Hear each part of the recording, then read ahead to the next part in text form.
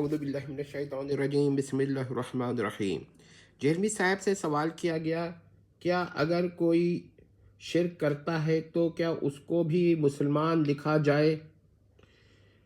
تو جہلمی صاحب نے جواب دیا کہ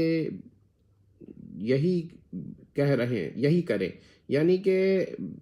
اگر کوئی شرک کرتا ہے تو باقی علماء اس کو شرک جانتے ہوئے بھی مسلمان لکھ کر دیں۔ اب لیکن ایک دوسرے چینل پہ جہمی صاحب سے سوال کیا گیا کہ صوفیہ کی جانب جو اپنا کلمہ پڑھانے کے واقعات منسوب ہیں اس کی کوئی تعویل کرنے پر تو جہمی صاحب کا بڑا سخت موقف ہے، وہ تکفیر کرنا شروع کر دیتے ہیں۔ لیکن مسئلہ شرک پر وہ کافی نرم ہے، تو اس کے جواب میں جہمی صاحب نے کہا اس کا جواب میرے پاس نہیں ہے، یعنی اتنے اہم مسئلے کا جواب جہمی صاحب کے پاس نہیں ہے، اور اگر ہے تو کیمرے میں نہیں دیا جا سکتا۔ اگرچہ جہلمی صاحب نے یہاں بھی اسحاق جھالوی کی تکفیر نہیں کی، بلکہ جہلمی صاحب نے توحید و شرک پر فوراً آ گئے۔ ان کو تو کہنا چاہیے تھا، سوال کرنے والے نے بھی نہیں کیا کہ بھائی جس مسئلے پر آپ علماء کو کافر کہہ رہے ہیں کہ انہوں نے ان صوفیہ وغیرہ کا دفاع کیا ہے جن کی جانب ایسے واقعات منسوب ہیں جو اپنا کلمہ پڑھاتے ہیں، تو اسحاق جھالوی نے بھی دفاع کیا ہے، تعویل کی ہے، تو ان کی بھی تکفیر کریں۔ ظاہر یہ علماء بھی دفاع کر رہے ہیں، تعویل کر رہے ہیں، تو ان کی آپ تکفیر کر رہے ہیں، اسحاق جھالوی کو بچا رہے ہیں جن کے بارے میں آپ کا اپنا خود کا بیان ہے کہ انہوں نے تعویل کی۔ اب اس کا کیا مطلب ہے؟ اس کا مطلب یہ ہے کہ آپ نے اسحاق جھالوی کے لیے کوئی راہ نکالنے کی کوشش کی تھی، مگر ابھی تک کسی نے سوال نہیں کیا، ورنہ یہی جواب ہوگا کہ میں اس کا جواب کیمرے میں نہیں دے سکتا، اور یا پھر میرے پاس کا جواب نہیں ہے، کیونکہ جہلمی صاحب اسی طرح کی باتیں کرتے ہیں۔ لیکن ہم آپ کو بتاتے ہیں شرک کے بارے میں کہ جہلمی صاحب نے کیوں نہیں جواب دیا، اس لیے کہ ان کا اپنا شرک ظاہر نہ ہو جائے، اس لیے نہیں کہا۔ جہلمی صاحب کے نزدیک شرک کی تعریف بیان کروں گا اور توحید کی بھی۔ تو جہلمی صاحب کے نزدیک توحید یہ ہے کہ حادث سے قدیم کو الگ اور جدا اعتقاد کرنا، یہ توحید ہے جہلمی صاحب کی۔ اور شرک کیا ہے؟ جہلمی صاحب کے نزدیک شرک خالق اور مخلوق کو ایک اعتقاد کرنا ہے۔ اب اتنی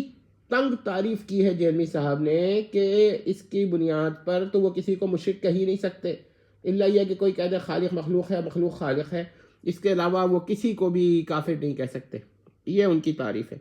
اس کا واضح مطلب ہے کہ شرک کی تعریف جہلمی صاحب کے نزدیک بہت تنگ ہے، اور جہلمی صاحب نے اسے بہت تنگ کر دیا ہے۔ یہی وجہ ہے کہ وہ مخلوق خداؤں اور منی خداؤں کے قائل کو کافر و مشرک نہیں مانتے۔ ہاں یہ سوال ضرور ہے کہ ان سے اگر پوچھا جائے کہ اچھا بھائی مخلوق خداؤں اور منی خداؤں کا اعتقاد جو ہے قیامت کے بعد جو ہے وہ تو آپ کے نزدیک کفر و شرک نہیں ہے، کیونکہ آپ کے نزدیک شرک کی تعریف پہ نہیں اترتا،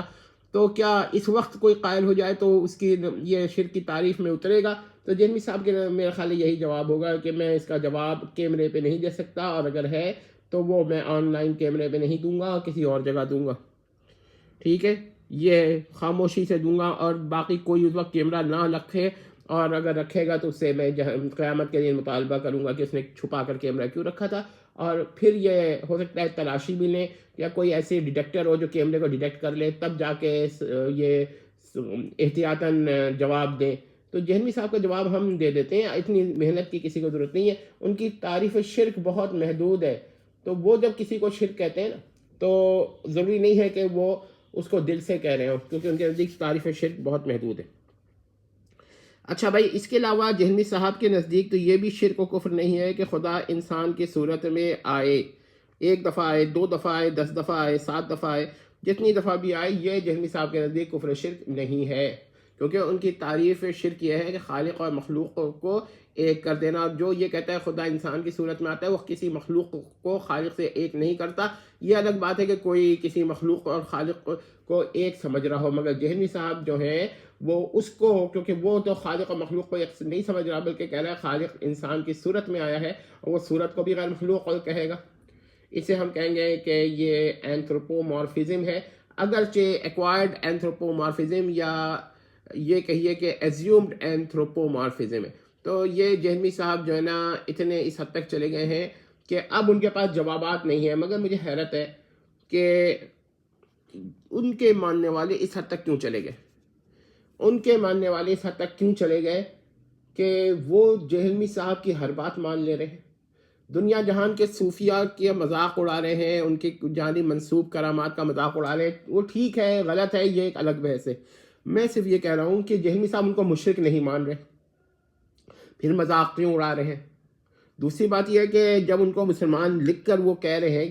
کہ بھائی وہ مسلمان ہیں، تو آپ مجھے بتائیں کہ آپ کی تعریف پر تو وہ لوگ بھی مسلمان بن جاتے ہیں جو یہ کہتے ہیں خدا انسان کی صورت میں آتا رہتا ہے، یا آتا ہے، یا کم سے کم ایک دفعہ آیا۔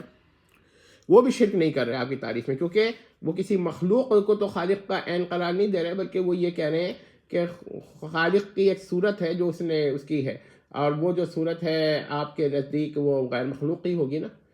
یا وہ مخلوق ہوگی، کہ بہرحال اگر مخلوق بھی ہو تو جوہر الوہیہ اور جوہر انسانیہ کا فرق کوئی قائم کر لے تو پھر یہ فرق نہیں رہے، پھر بھی شرک نہیں آپ قرار دے سکتے۔ ہم نے یہی بات کئی دفعہ اور بھی بیان کی ہے کہ جہمی صاحب کس حد تک چلیں گے۔ اصل میں بات یہ ہے کہ سب سے بڑے مشرک جہمی صاحب ہیں، یہ بات نوٹ کر لیں۔ ہاں، یہ سوال اگر جہمی صاحب سے کیا جائے کہ آپ جو ہیں اس طرح کی باتیں جب کرتے ہیں تو اپنے اندر کے عیوب کیوں نہیں دیکھتے، تو پتہ ہے اس کا کیا جواب ہوگا؟ اس کا جواب جہلمی صاحب کے پاس ایک ہی ہوگا، میں اس کا جواب نہیں دے سکتا، یا اگر دوں گا تو آن لائن کیمرے میں نہیں دوں گا، چھپ کر دوں گا، بغیر کیمرے کے دوں گا، جو کیمرہ رکھے گا اس کی پہلے تلاشی لوں گا اگر مجھے شبہ ہوا کیمرے کا، اور پھر جب تمام شکوک و شبہات سے میں کو دیکھ لوں گا، جانچ پڑتال کر لوں گا، پھر دوں گا۔ تو پھر یہ بات ہے نا، تو جہلمی صاحب اس سے آپ کو کیا پتہ چلا کہ یہ خود مشرک ہے۔ والسلام تمت۔